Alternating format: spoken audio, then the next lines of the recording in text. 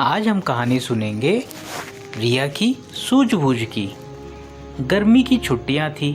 रोहन और उसकी छोटी बहन रिया अपने नाना नानी के घर गांव आए हुए थे। गांव का जीवन उन्हें बहुत अच्छा लग रहा था। खेतों में खेलना, पेड़ों पर चढ़ना और नानी से कहानियां सुनना। रोहन तो एक्साइटेड होके कहता, रिया यहाँ तो हर दिन नया एडवेंचर है। और रिया भी खिलखिलाते हुए कहती, हाँ भैया, यहाँ तो खेलते खेलते समय का पता ही नहीं चलता। एक दिन खेलते खेलते वो दोनों नाना के बड़े से मक्के के खेत में पहुँच गए। पहले तो उन्हें खूब मज़ा आया। उन्होंने खूब मज़ा किया। कभी एक दूसरे को पकड़ने का खेल, कभी लंबे डंठलों के पीछे छुप जाना। रोहन हंसते हुए कहता, रिया पकड़ लिया तुम्हें। रिया भी भागते हुए कहती, अरे मैं इतनी आसानी से पकड़ी नहीं जाऊंगी। लेकिन खेलते खेलते वो खेत के बीचों बीच चले जाते हैं और रास्ता भूल जाते हैं। चारों तरफ ऊंचे ऊंचे मक्के के पौधे थे। उन्हें कोई दिशा नज़र नहीं आ रही थी बाहर आने की। तभी रोहन घबरा कर कहता, ओह, अब घर कैसे जाएंगे? हर तरफ एक जैसा लग रहा है।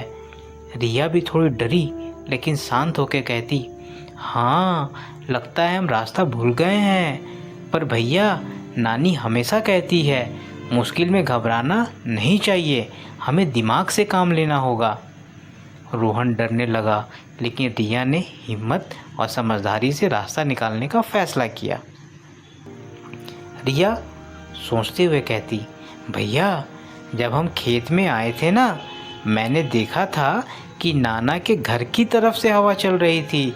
देखो देखो, पौधे भी उसी ओर झुके हैं। अगर हम उसी दिशा में चलते जाएंगे तो रास्ता ज़रूर मिल जाएगा। रोहन भी थोड़ा राहत पाते हुए कहता, हाँ, ये तो अच्छा आइडिया है। फिर रिया कहती, और हम चलते चलते क्या करेंगे, पत्तों को हल्का सा मोड़ देंगे ताकि अगर गलती से दिशा भटक जाए तो वापस लौटना ना पड़े, रास्ते को हम पहचान सकें। इस तरीके से दोनों वो खेत से बाहर आ जाते हैं। वाह, हम बाहर आ गए, रोहन खुश होकर कहता। रिया मुस्कुराते हुए कहती, देखा भैया, घबराने से कुछ नहीं होता, समझदारी से रास्ता ढूंढना पड़ता है। दोनों भाई बहन ने शांत दिमाग और समझदारी से समस्या हल कर ली थी। फिर वो दोनों अपने नाना नानी के घर आंगन की तरफ दौड़कर भागते हैं। रोहन एक्साइटेड होकर कहता, नाना नाना, हम रास्ता भूल गए थे खेत में। रिया बीच में बोलते हुए बोलती है, लेकिन हमने हवा और पौधों को देखकर रास्ता ढूंढ लिया। मैंने पत्तों पर निशान भी बनाए थे। नाना हैरान और गर्व से कहते हैं, अरे वाह रिया, तुमने तो बहुत समझदारी दिखाई। अगर तुम घबराती तो और देर लग सकती थी, लेकिन तुम्हारे दिमाग से ही तुम दोनों सुरक्षित वापस आ गए।